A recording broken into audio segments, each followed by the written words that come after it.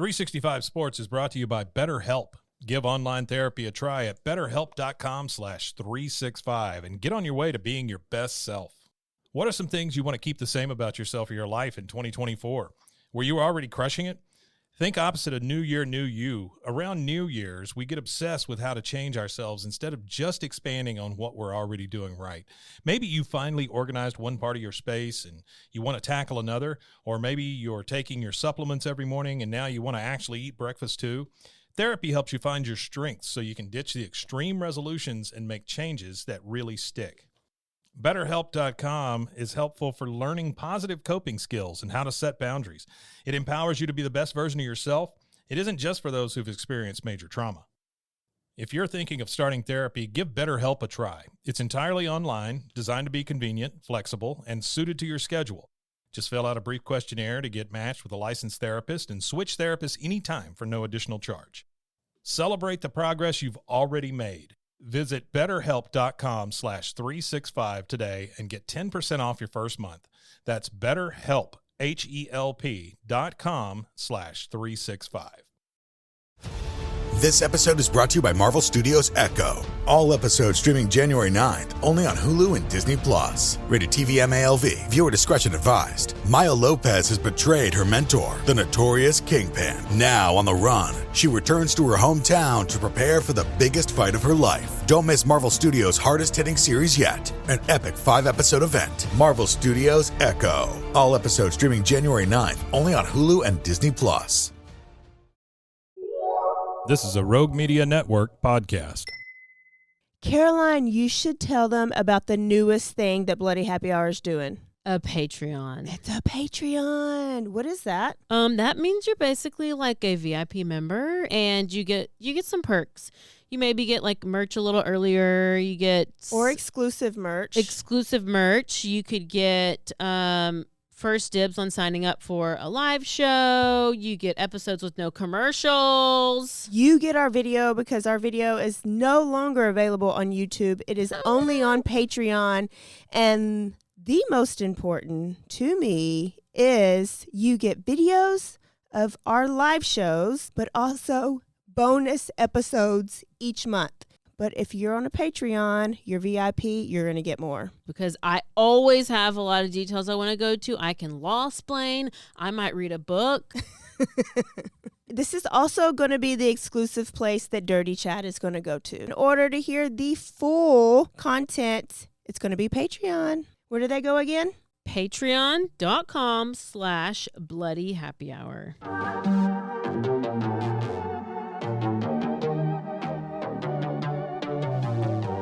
Hey y'all, I'm April. And I'm Caroline.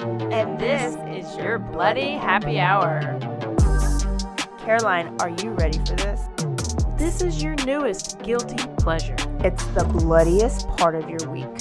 Did we say something about it also being happy hour? Show did. Because we about to be sipping on some murder. Bloody Happy Hour.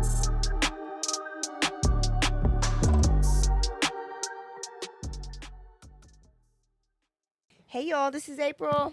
And this is Caroline. Thirsty Thursday, Bloody Happy Hour. I am drinking a blueberry pomegranate Vizzy. That is thanks to Lacey. Thank you, Lacey. She likes to stock my fridge sometimes because at times it's quite empty. She's like, if I'm going to come over here and have drinks with you, we're going to have something to drink. So thanks for those beverages. You are providing it for us for our happy hour experience. Yes. And, you know, any of you listeners out there, if you want to send us a happy hour beverage, we have a Bloody Happy Hour Venmo and CASHAPP and PayPal. We have definitely have a Venmo, and we definitely have a CASHAPP. So if you're like, y'all need to be a little bit more drinky and slurry and ice crunchy, go ahead. Send it. We got a full episode for you. We're going to Florida, but Caroline has... Yeah, first let me give you an update about the trial that's going on right now in Austin. It's going on that's the now yoga girl. In Austin. Right? Yes. Okay. Let me tell you. So it's Caitlin Armstrong. She is the one who is the alleged murderer of Mariah Wilson. Mariah Wilson was the professional cyclist. Colin Strickland is the connecting factor. He's the boyfriend, or he was dating Caitlin. He was like kind of flirty with Mo, the one who was murdered. This Colin Strickland guy is so sus. He goes up and he testified. He testified for 2 days. He walks in the courthouse. He's got a mask and sunglasses. You can barely see his face. And then he goes and he testifies, and he's like his head down as he's talking really low, and he's just like barely saying anything like this. And he's just like talking really weird.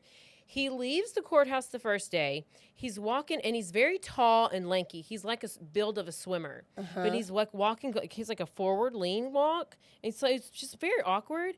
And so there's these camera guys who are not in a space or invading him, but they're just filming him. Well, they're backpedaling as he's walking. This one camera guy like falls over. There's like these little barriers, those little plastic barriers. So the camera guy falls backwards over the barrier. If somebody is walking in front of you and they fall over, do you maybe help them up, or do you step over them? Like, what would you do? I mean, I would maybe attempt to help them up. I think Ask I would, them if they're okay. I think my Give 'em a initial hand. reaction would be like, "Oh my gosh, are you okay?" No, Colin steps over the guy, walks right into his truck, and leaves. Okay, that was day 1. Day 2, he goes in, he testifies. Lunch break comes. He's walking. Camera guys filming him as he's walking somewhere. He goes and he puts his hand on the camera, pushes the camera thing. The guy almost drops the camera, which, okay, whatever, but still don't put your hands on the stuff. Then he finishes his testimony. He goes back out and he's leaving to go to his car again. Camera guy's walking, this time like kind of to his left or whatever. Walking. Colin's walking straight, goes out of his way to step on the camera guy's foot, to where the camera guy's like, ouch! Like you could verbally? You can hear audibly, whatever, hear it. And so he like steps on this camera. So he's like, what is the deal with this guy? And he's just very odd. So the guy is pressing charges on him because that's assault. Yeah, Technically, it is assault.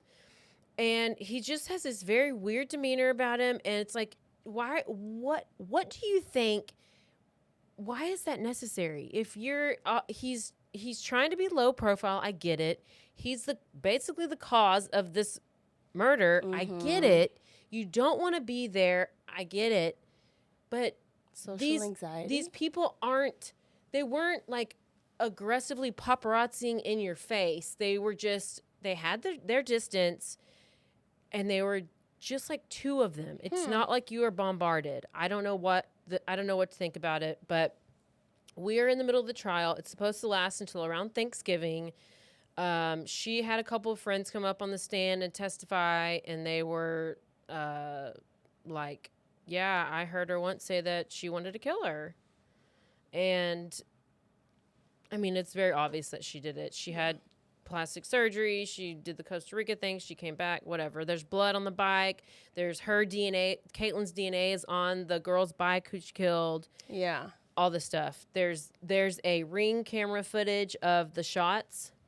Oh. It's like you can hear scream, shot, pause, another shot. So she's chasing her through the house. She shoots her in the head. She shoots her in the head again. She falls to the ground. And then she stands over her and shoots her in the chest. Again. Damn. And I am going to go to the trial. I thought it's going on. It is, but I'm waiting to hear if she's going to testify. I want to go that day or closing arguments. Hell yeah, it's right down the road. You might as well. Absolutely. I already have it. I'm already going, and Lacey's going with me. So let me know if you want to come. Tell us all about it. If anybody wants to come, let me know. Email Caroline. Email bloodyhappyhour.com or whatever, bloodyhappyhour@gmail.com or Instagram it. Do it. And we can carpool because it's happening. Okay. Speaking of trials, this story contains a trial. Ooh. And it's a recent story, and I bet you have probably seen some footage from this trial. Oh, my gosh.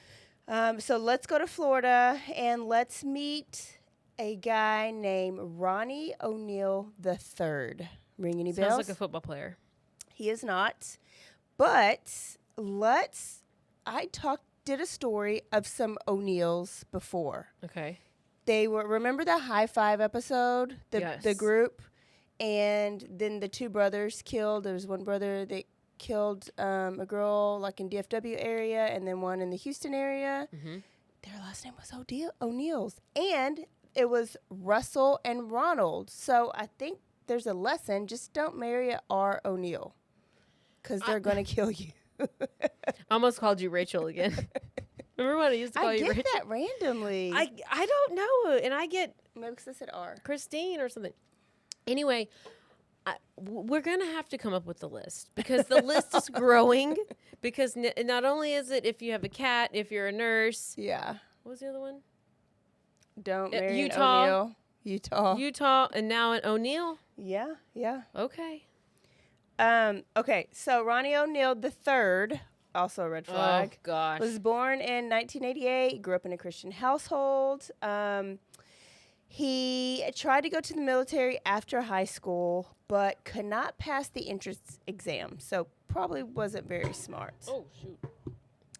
And so because he couldn't go to the military, he just ended up working odd jobs, never kept them for a long time. He couldn't get into the military? No, there's like this entrance ASVAB exam that has a lot of academic stuff on there, and Even so Dirty Chad got into the military, but I'm sure he lied about a bunch of shit. We never said Dirty Chad was stupid, though. Like, Dirty Chad was very smart, which is why he could do what he could do. Well, that's true. So he got in trouble a couple of times for like marijuana, went to jail, but people think differently about that. But nothing ever too violent on his record. Okay, so there's Ronnie, and now his baby's mama's name's Kenyatta Barron. We're gonna call her Kiki. Kiki was in college part-time. She had a good job. She lived in a nice home in the subdivision in Riverside, Florida, which is next to Tampa. So them two got together, and they had two kids. One daughter named Roni'Niveya. I can't. She was born in 2008. Okay. But Roni'Niveya was born premature. She was diagnosed with autism and the low functioning, so she was nonverbal. She also had paraplegia. And I've seen some places that it was cerebellar hypoplasia, which is like CP, cerebral palsy. Yeah. So basically the part of her brain that tells your body to move is not completely developed. So that's why she was paraplegic. She didn't have Yeah. So, and obviously like had developmental delays. Like she couldn't walk or anything. No. She paraplegia, so she didn't have use of her arms or her legs. Right. She can drink and everything. Could she speak? Oh, she's nonverbal. Nonverbal, yeah. And now a word from our sponsors.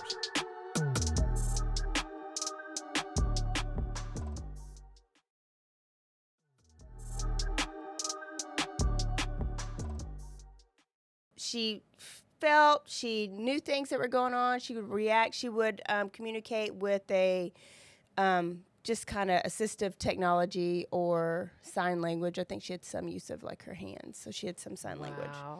So her mom and dad knew that it was going to be a harder, difficult life for her, but they wanted to give her the best life ever.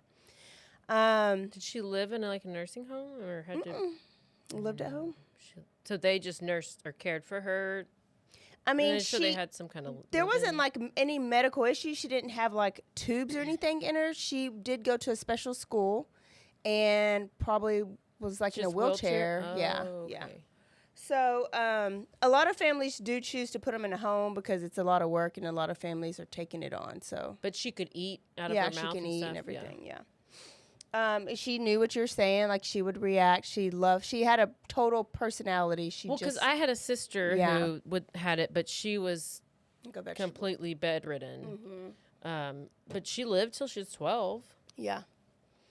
Wow. Okay, so then a year later, they had another son named Ronnie O'Neal IV. Okay, He had we no have Ronnie, complications. Ronivia. And now Ronnie IV. They're not getting very creative. They need to. Okay. They need to get away from the R's. Mm. Now, he was fine, no complications at birth. Now, friends who knew this family said that they were both great parents. People at school said that Big Ronnie, Daddy Ronnie III, was a good dad. Kenyatta was a great mom. And so they co-parented well. But their relationship was kind of rocky, a little chaotic. And towards the end of their relationship, he ended up cheating on her and getting another woman pregnant. So she kicked him out because he was having an outside kid. So good for you, Kiki. Mm-hmm. We're not putting up with that. She kicked him out, but they co-parented. Now, this is in 2017 now. So the kids were born in 2008, and 2009, and now we're in 2017. And Daddy Ronnie, got shot in a drive-by shooting. Like as a bystander. So it's like he was in a public place, there was a drive-by, and one of the bullets hit him. And so he had to heal from this, but it also affected his mental state a little bit. And for some reason, his family, his friends did not want him to come live there to take care of him. And so girlfriend Kiki decided, I guess I'm going to be good Samaritan. This is the father of my kids. He can come and live here temporarily. We're not together, but he can come stay here temporarily. She will soon regret that. Mm. So he tried to keep a job, but he really couldn't. He spent most of his time in the garage recording rap music. Also during this time, though he grew up very Christian, he decided to convert to Muslimism. Islam. How do you say it? Muslimism? I think Islamism? it's Islamophobia. He decided to convert to Islam. Islam. And he was a very devout Muslim at this time. So he Great timing, April. He was trying to convince her to also convert, but she wasn't having it. She was like, Jesus is the person for me. Islamophobia. Jesus is the person for me. So March 18th, 2008 is where we're at. And we're in that Riverside city in their little quiet, quaint suburban home. It's never quiet. And a 911 call comes in. And let me just play it for you. Hello, what's up?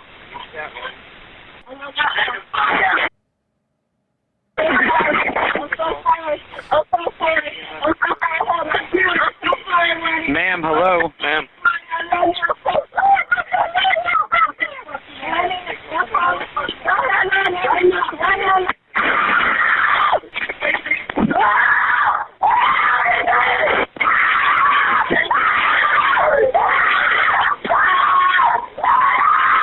Ma'am, hello.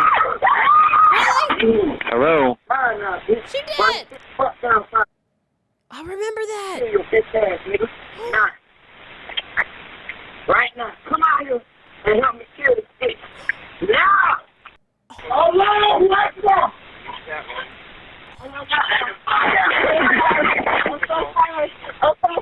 Why do you don't understand? I know exactly what this is, Ronnie! Yes, the guy who testified. It is all out. Yes. I'm so surprised you have not done this. I wanted, y'all, he represented himself Yes. in the trial. Yes. We're about to get there. Okay, so that was the first 911 call, and it's really muffled, but she was yelling, I'm sorry, help me. I love you, Ronnie, I love you. I'm sorry. Oh And then he goes on to say, he's talking to somebody, and he says, come out here and help me kill this bitch. Yes, he did. He did. Okay. I heard the whole thing. So that was the first 911 call. Now, another 911 call because a neighbor comes in comes and they hear screams. And they were alarmed because it is a quiet neighborhood. And then somebody was beating at their front door, and it was Kiki. Okay? So they looked out, and they saw blood everywhere. They saw Kiki in distress, but they also saw Ronnie coming after her with a shotgun. So they slammed the door, and they called 911. So here's this call. Yeah. Hello, 911. What is your emergency? Yes, my neighbor is beating up his girlfriend next door. What's going on there? I don't know. I heard the neighbor yelling, help me. Help me. What's going on I jumped there? up. I don't know. I think he's beating her next door. We just heard some noise. Okay. As the neighbor was just finishing her call with 911, another call came in. This time, it was from Ronnie's girlfriend, Kenyatta. 911, what's your emergency? I'm shot. Help me. I'm shot. Help me, please. Jesus, help me. I'm shot. Okay. What's the address of the emergency, ma'am? What's the address of your I'm emergency? shot. Help me, please. What's your address? What's your address, ma'am? Shot me. Help me, please. He shot me. Where? Hello, 911. What? Okay, so Oh, my God. the neighbor, and then while they were on the phone with the neighbor is when Kenyatta called, and she was a little bit more calm, so she had to get away a little bit and able to make that call. Oh, my Now, what they saw next, the neighbor, is Ronnie came and got Kiki, drug her into the yard, back to their yard, standing over her, yelling at her, and beaten her with something. But it was dark, and they were not going to go outside to be. Okay, so after that, Ronnie ran back into the house, and then 6 minutes later, a third 911 call comes. The whole neighborhood. And here's this one. Oh, shit. They reached After the call ended with Kenyatta, one more call would be made to 911 before the police arrived. This time, it was Ronnie himself. 911, what is your emergency? Hey, I just been attacked by some fucking white demons inside, and she tried to fucking kill me, and What's the I just address? killed her stupid ass. Huh? What's the address of the emergency? Try to attack you? Yes. She did. She tried to kill me. After the call ended with I knew it because I recognized that voice. Okay, so. Do you have the audio from the trial? Yes. Oh. Yes. So, when he ran back in, 6 minutes later, he called 911. Now, remember there's two kids in the house, a 9-year-old and a 10-year-old, and they both had just witnessed their dad attacking their mom, okay? Police show up, and when they get there, they see Kiki in the yard. She was dead, had been beaten. She was covered in blood, and there was a shotgun next to her. But the butt of the shotgun was, like, broken off. The house was dark, but one of the firefighters saw a little dim light on one side of the house. Then it got brighter, and then it got brighter, and they realized it was a fire. So they broke down the front door, yelled for anybody to get out of the house. They had already knew that there's probably 3 more people in the household. So the living room was engulfed. So he dropped to the ground and trying to like crawl through the home in the living room. And he quickly realized he was crawling in blood. And there were a bunch of knives like scattered around the floor. Decided to get the hose, the hose from the fire. And he was kind of firing off putting out flames as he was going in because he's trying to get to the other people. So he got to one of the bedrooms, opened the door, and the room was on fire. So he got the hose, putting out some of the fire around him, and he saw what he knew was a leg under a sheet and some other debris type stuff. Oh, my. So he grabbed the person, and it was little Roni'Niveya. He carried her out. She was bloody, and she was burnt like to a crisp. She was already dead. Oh, my gosh. She was pronounced dead at the scene. The firefighter... Burnt to a crisp. Yeah. Jesus. But then the garage door opens, and Daddy Ronnie the III, comes out yelling, Allah Akbar, Allah Akbar, No! Allah Akbar, Allah Akbar. God is great, over and over and over. And then he's yelling, he's kind of like out of control a little bit, so they handcuff him and they put him in the back seat. And he's yelling, Kiki is the devil. The kids are the devil's kids. So they still don't really know what's going on, right? Not everybody's in tune to this 911 call that came in. They don't know, is this guy a victim? Is he not the victim? But they handcuff him and put him in the back seat because he's a little crazy right now. And he's trying to say Ronnie is Kiki killed his kids. Kiki's the devil. Kiki's killed the kids, okay? But then a little boy comes running out of the garage, walking out of the garage slowly. He's bloody. Oh. He is burned on half of his body. And when he's walking out, he's holding something in his hands. And when he gets closer, it's his own intestines. Holding his intestines in his hands. But he's walking. He's alive. And the first thing he says was, my father killed my mother. So police grab him. He's put into the ambulance, and he's, of course, immediately rushed to the hospital. So autopsy comes back, and it reveals that Kiki, the mom, was shot with a shotgun 2 times. She had a broken arm, but that's not what killed her. Not the shotgun, because it was just buckshots and not like, I guess, what a regular bullet would do. Mm-hmm.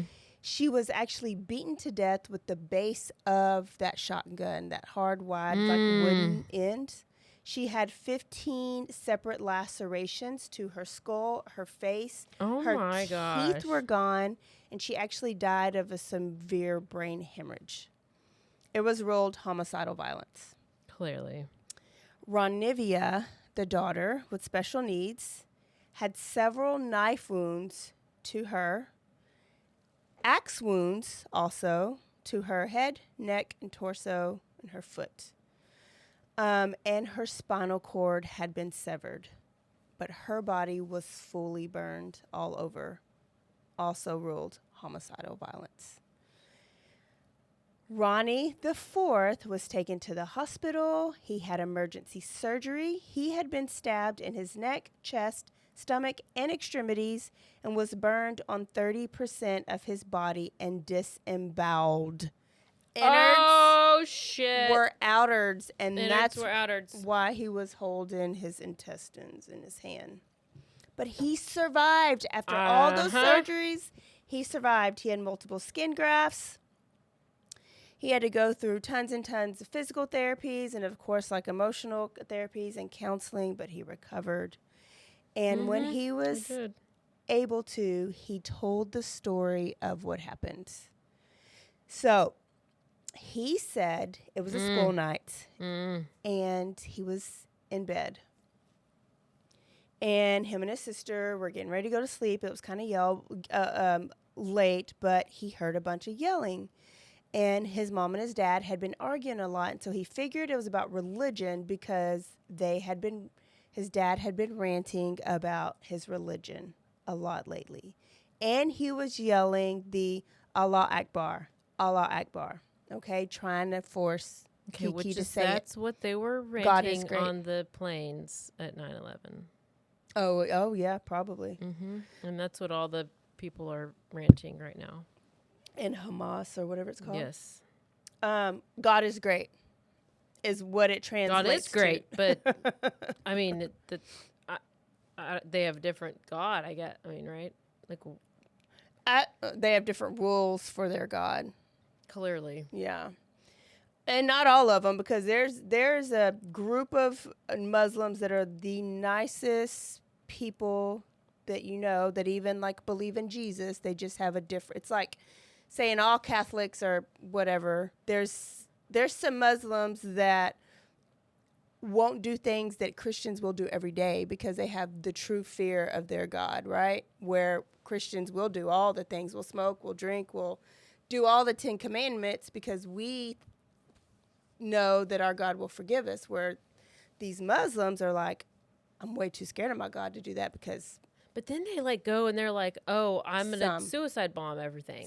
yeah. So there's Right. like So, all like, the different, the Sunnis, the Shiites, and all the different ones. So that's where it gets like shady is like you say Muslim and then people like generalize it to Osama and whatever these people are doing.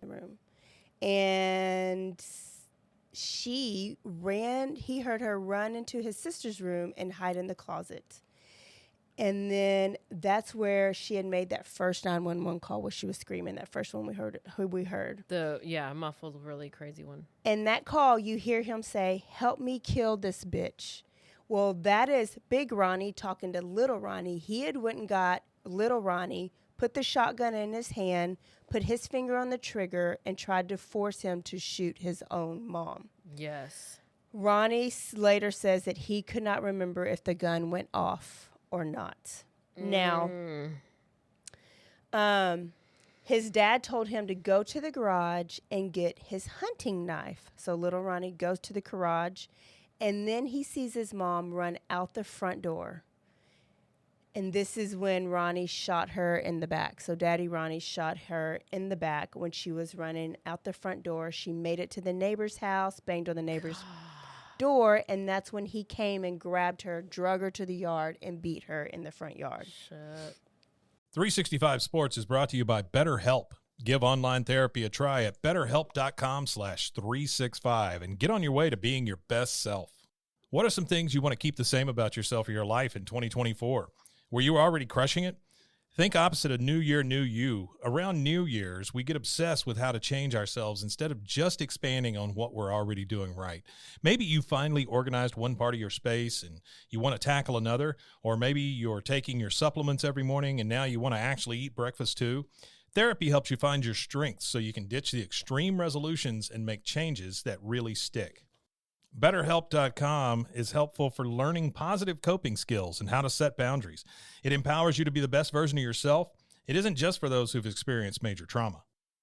If you're thinking of starting therapy, give BetterHelp a try. It's entirely online, designed to be convenient, flexible, and suited to your schedule. Just fill out a brief questionnaire to get matched with a licensed therapist and switch therapists anytime for no additional charge.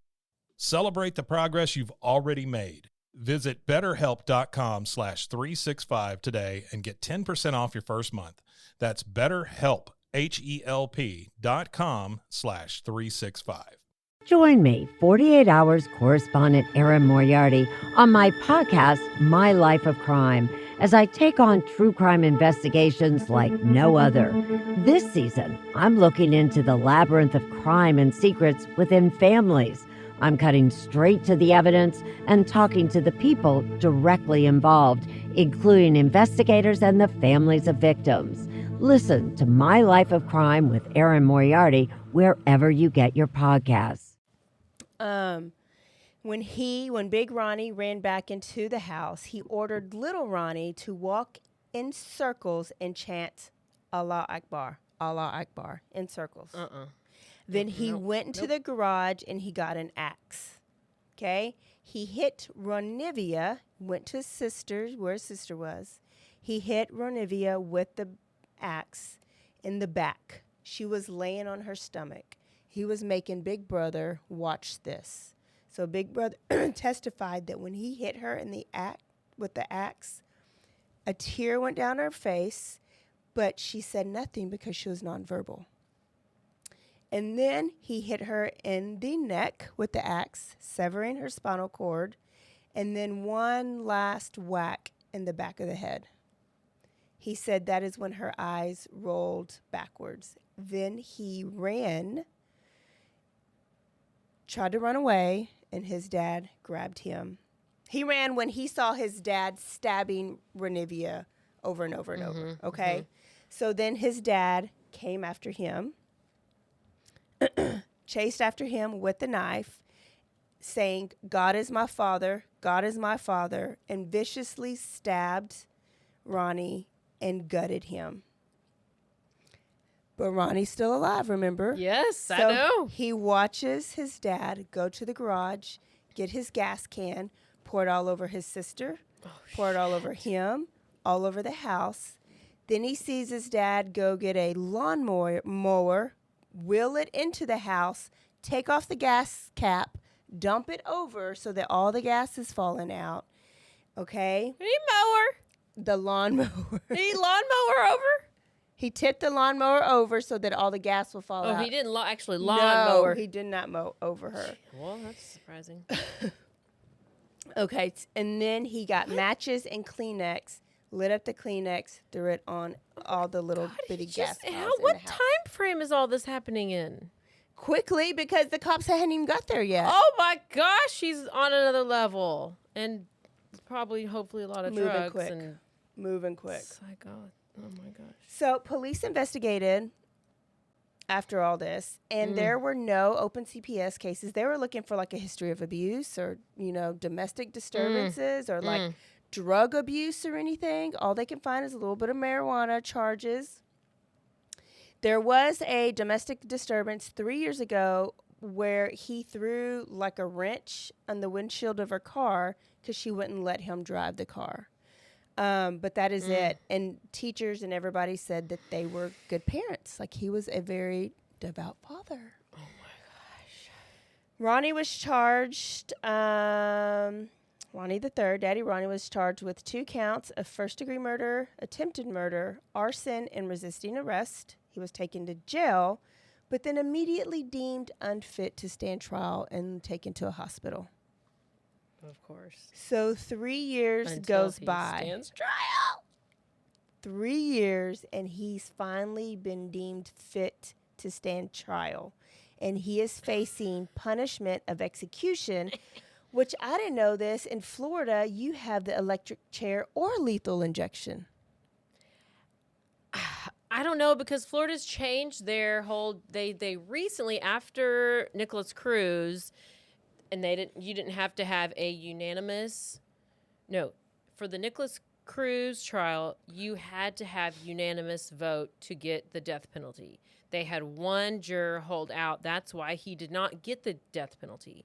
They've recently changed it to where you do not have to have unanimous vote to get the death penalty. You have to have like whatever certain amount. So what was I That had nothing. I don't know. I asked about the electric chair and lethal injection as 2 options. Okay. I'm not sure where I was going, but I feel like I had an idea of saying something, but I don't know what I was saying.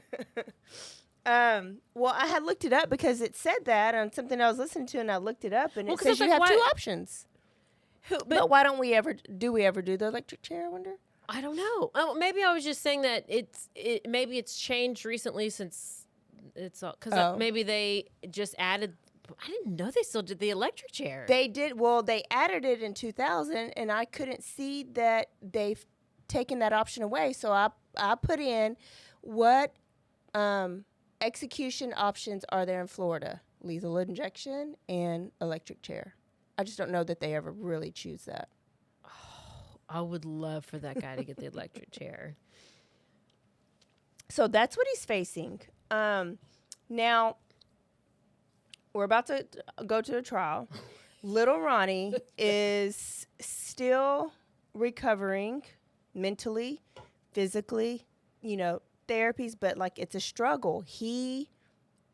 Just 5 seconds of what he went through. Just watching his mom get killed, but then you watch your sister get killed, and then your dad, it's your dad. Then he tries to kill you, tries to get you to kill it's just way too much, right? So he lost everything all in a matter of 15 minutes. He tried to go live with family members, and it didn't last very long. Family members quickly dismissed him and sent him back wherever. He tried to live with different, foster care families, but he was actually living in the hospital for a long time after this. There's one stable person in his life, and that is the police officer on the scene, Officer Blair. He would come in and he would visit little Ronnie. He would bring him gifts. He had a good friend that was played for the Tampa Bay Buccaneers, so he would bring him signed footballs and jerseys, and he established a relationship with little Ronnie. And he formed a relationship so well, him and his wife, their date nights would be going to watch movies sometimes with little Ronnie, because he would call him up and say, do you want to come by? Because he just had nobody but like the doctors and therapies. So eventually, Ronnie O'Neal IV became Ronnie Blair, because that officer and his family agreed to take him in, and he had 5 kids already. Agreed to take him in and adopt him, and that's who he's still with, like till this day. So there's one little happy part of this. They have a family mantra that's called where they say, I am safe. I guess when he would get like anxious and scared or angry, I am safe, I am loved, and I am part of this family. So he'll chant it over and over, which he needed that mantra, because what's about to happen is he's about to go to trial. He's about to go to trial. Isn't that? He is the star witness. I know. He is a star witness. So here's the trial, and Big Ronnie is not only fit to stand trial, he obviously thinks he's fit to represent himself. So we're going to hear a little bit of his opening statement. The evidence is going to show. Oh, I know. I don't know. That we are under some of the most vicious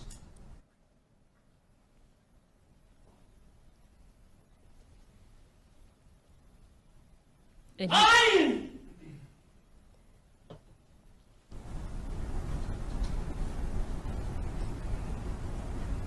fabricating, fictitious government you ever seen.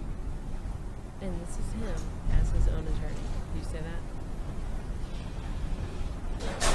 And his face is like... By the time it's all said and done, you will see who is the mass murderers. He has his hair in these weird dreads. In Tampa Bay. That Sonic are the sticking Hedgehog. Straight the up. state of Florida. He's wearing a nice suit. He's kind of pacing. You will know why what occurred on March 18, 2018 occurred. He's about to be admonished by the judge. And the evidence is going to show because he's screaming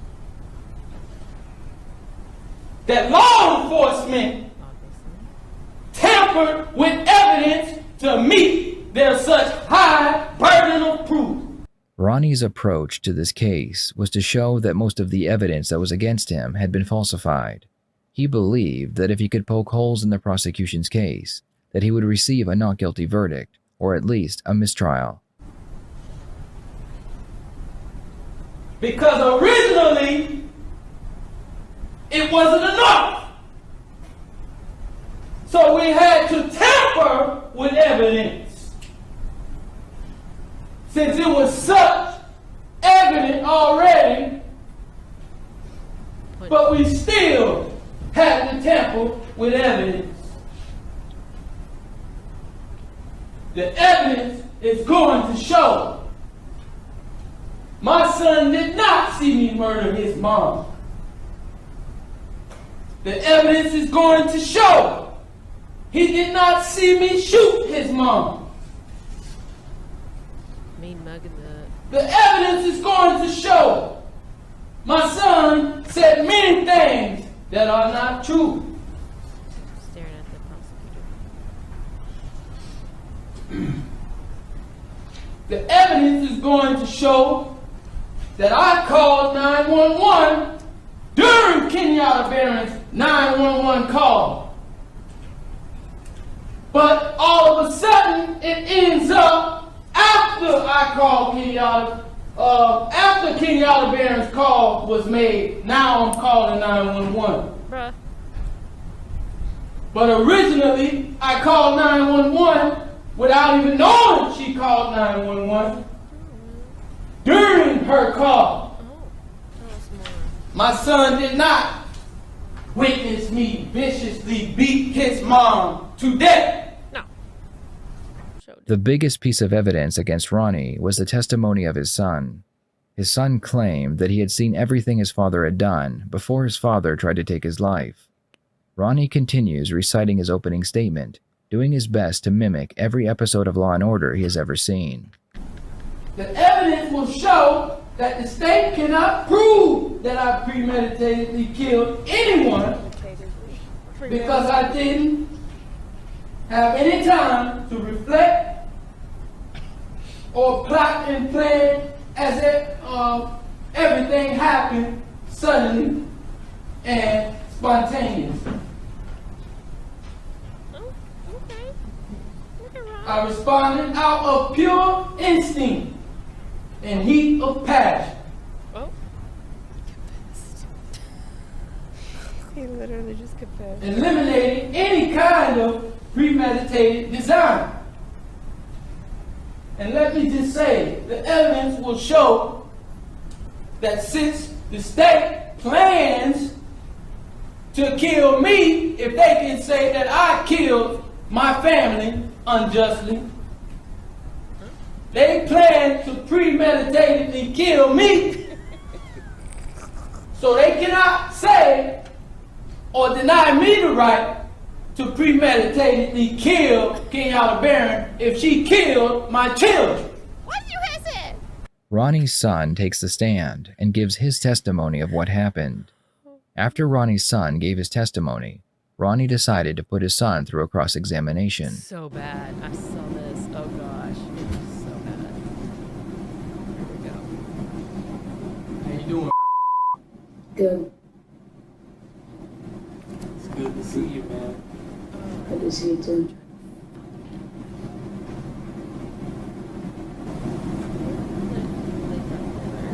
Did I hurt you that night of this incident? Yes. I did. And how did I hurt you? You stabbed me. It would take the jury only a few hours to reach a guilty verdict. Ronnie would receive 3 life sentences. Y'all, this guy is... Look, Caroline will post a picture, but he you can't describe him. You cannot expect a like, obviously you're off. Like, no. It actually helps him. What he did actually helps him. And so part of me is like, is he sane? Or did he just put on a big show? Because ain't nobody like that sane. He was facing the death penalty, right? The jury did deliberate, and it took him a couple hours. They convicted him for everything. He got 3 life sentences consecutively, and he didn't, without the possibility of parole, but no death penalty. And they actually said that watching him in action, they did not think he was mentally stable. And that's the only reason why they didn't go with the death penalty. And the judge had a lot to say at the end. And basically, she lectured his ass. And the star of the show, of the trial, was Brother, right? Mm-hmm. And who kind of got erased was little Roni'Niveya. So she did this tribute kind of to Roni'Niveya and about how her life was already hard. She already had challenges. And then the person that she's supposed to trust the most in her life took her life away. Okay. There's a part of you that can be very charming and very likable. And with all due deference to your counsel, they're all excellent lawyers. But I have to tell you, I think that your representation of yourself also aided in saving you from the death penalty. I really do. I really think that.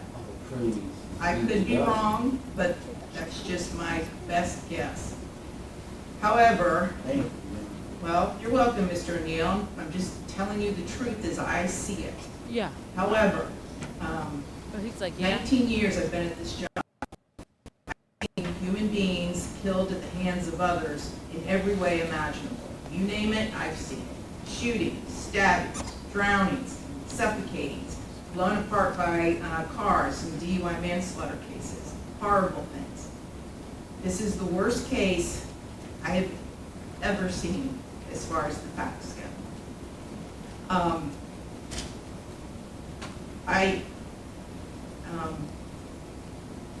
When the person from fire department, when he testified, and when he said that he retrieved the body of Roni'Niveya O'Neal from the home, and all he could do was sob.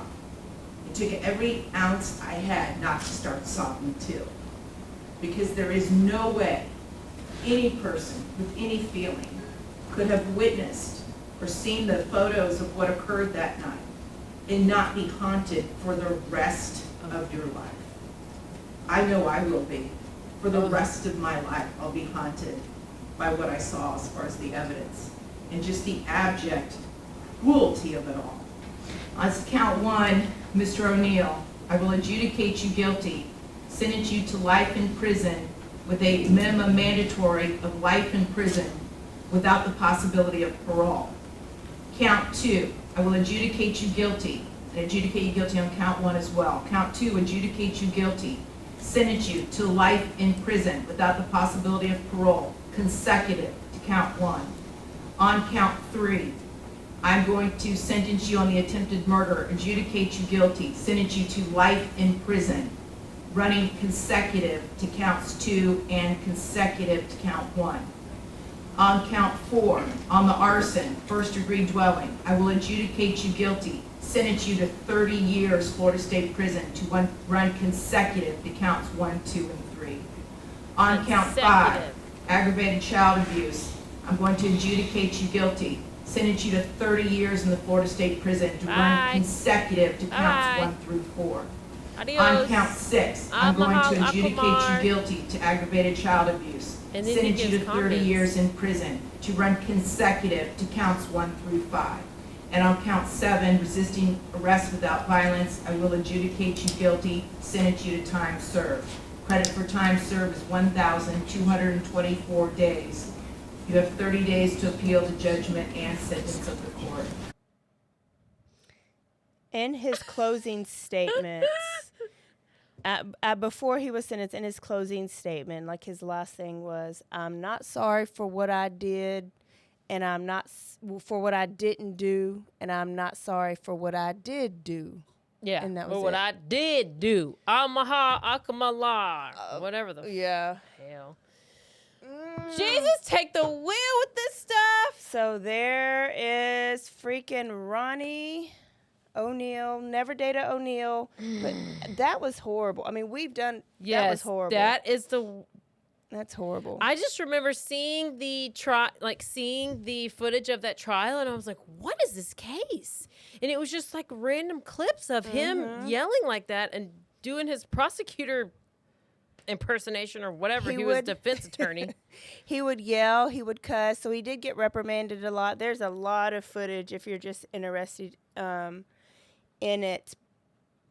But he made himself look even crazier. So I think that solidified the crazy. And that's why he didn't get the death penalty. Not because he did a good job at all, which he did do some research. Like you can tell, like he'll say, they'll say, go what to they this do is whenever they want to do like the sovereign citizen thing, they all talk about it in the prison. Like they all gather together, like the prisoners. That's kind of like Darryl Brooks. Yeah, yeah, that's who I thought of when I watched this. They're like, oh, just do this, and especially if they're like cuckoo, they're gonna do it. Gosh. Well, that is it. Oh, that is it. And I got a notification about punitive damages, and it's like another hundreds of millions. So, whatever. Wow. But that was a great story. I'm so glad you did it. I wanted to do it. Or I wanted us to do it, and I've probably sent it to you a long, long time ago, but I kind of forgot about it. I'm trying to think. Sweet Pea sent it to me. Because it was how long ago? It was a while ago. 21. Or it happened in 2018, but he went to trial in 21. So it was recent. So he sent it to me. Must have been before I was like in trial. On every jury. An attorney and a lawyer and on the jury. Yeah. Love okay. it. So That's glad it. we did it. Great story. April gonna go to dinner, and I gotta go feed the dogs. And that's it. We'll see y'all next time. Don't forget to stay aware, stay alive, and always BGTF. Bye, y'all. Bye. Hey, I'm Blair. And I'm Brittany. And we're the host of By the Cover Podcast. We cover everything from mysteries, thrillers, romance, chick lit, and even some smut. Don't forget the smut. Yeah. We're so excited to get this thing going and share this with you guys. We've been talking about this for months, and it's finally happening. Yes. Special shout out to Rogue Media for helping us with this. For sure. For sure. You can find us on Instagram at bythecover_podcast. You can also find us on Facebook and TikTok, so don't forget to give us a follow on those two also. And we are so excited to dive into some of our favorite books and share those with you. We can't wait. Hope you love it.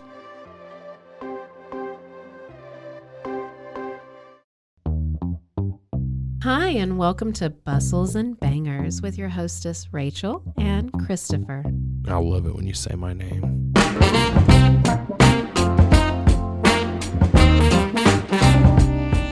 And you didn't say hi. I didn't. You just kept going. I'm going to introduce the book.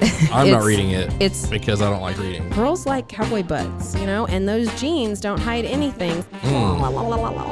Find us on Instagram at Bustles and Bangers or on RogueMediaNetwork.com. This has been a Rogue Media Network production.